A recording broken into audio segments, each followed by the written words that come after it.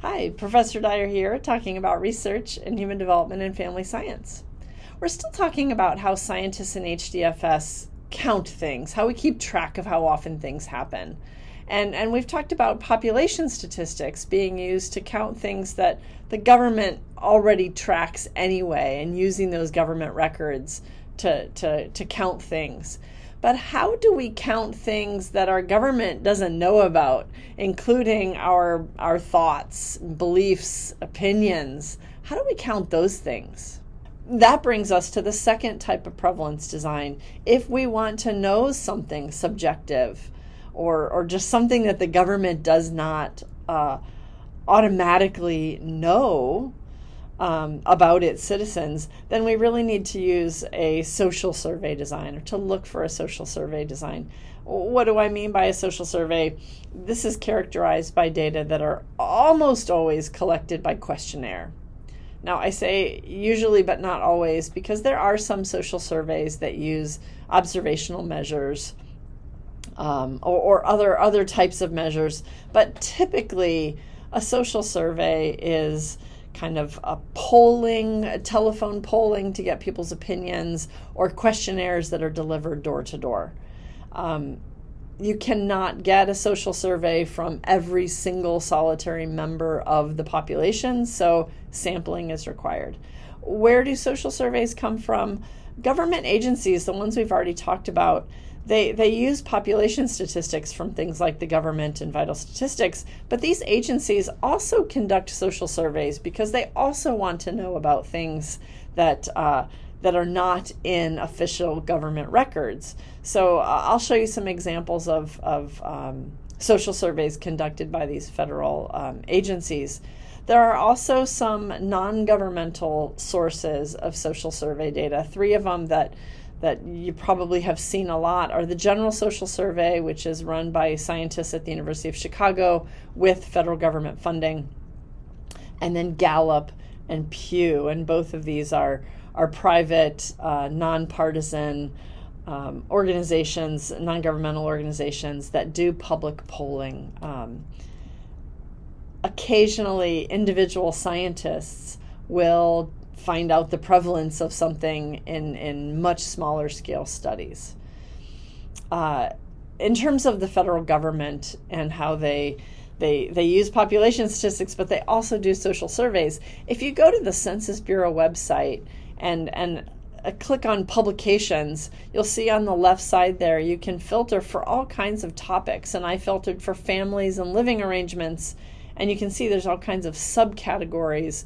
And there's a list, at the time I did the search, there were 773 reports from the Census Bureau about issues related to families and living arrangements. And most of these are the products not of the census itself, but of surveys that the Census Bureau distributes. They have a sampling procedure, and they regularly survey the U.S. population.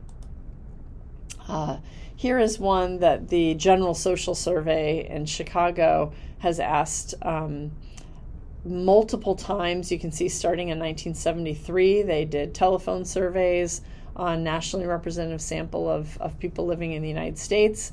If people were married and of a certain age, they asked about the happiness of their marriage. So if you've ever wondered, I wonder how many people are happily married, it looks like 63% of men and 59% of women reported in 2004-2008 that they were happily married.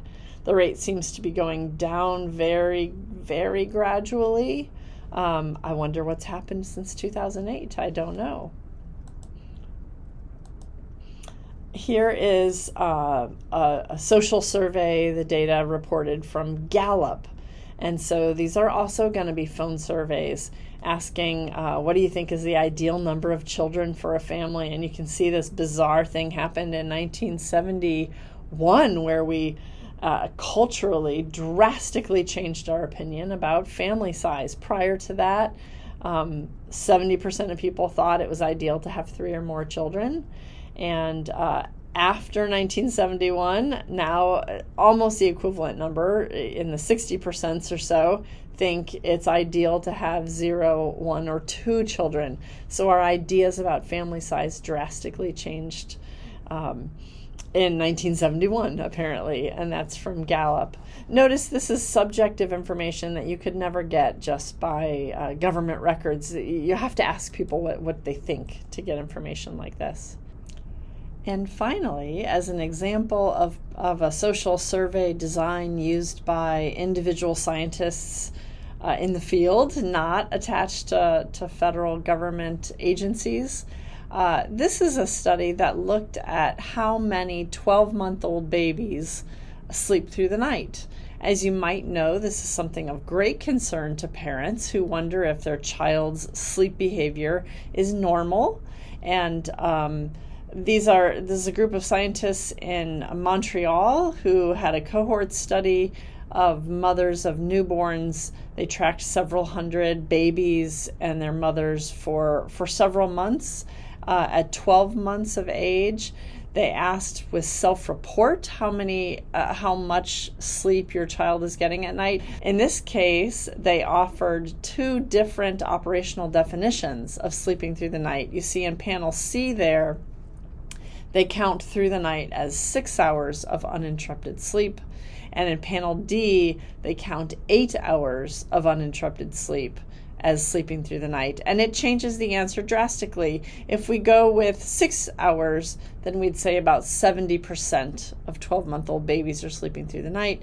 And if we go with 8 hours, we're down to only about 55% of 12-month-old babies are sleeping through the night. Frankly, most parents have the expectation that by 12 months, their baby will definitely be sleeping through the night. So it really can change conversations with parents of infants to let them know that their baby may be more typical than they really thought. So social surveys, their main strength is they can provide information that we cannot get from population statistics. They give us information about opinions, self-reported behaviors, things that the government can't know unless we ask people. So this gives information about the prevalence of things that are unavailable to us given population statistics. However, because we have to use self-report in order to get these, all of them are probably biased by social desirability and recall problems.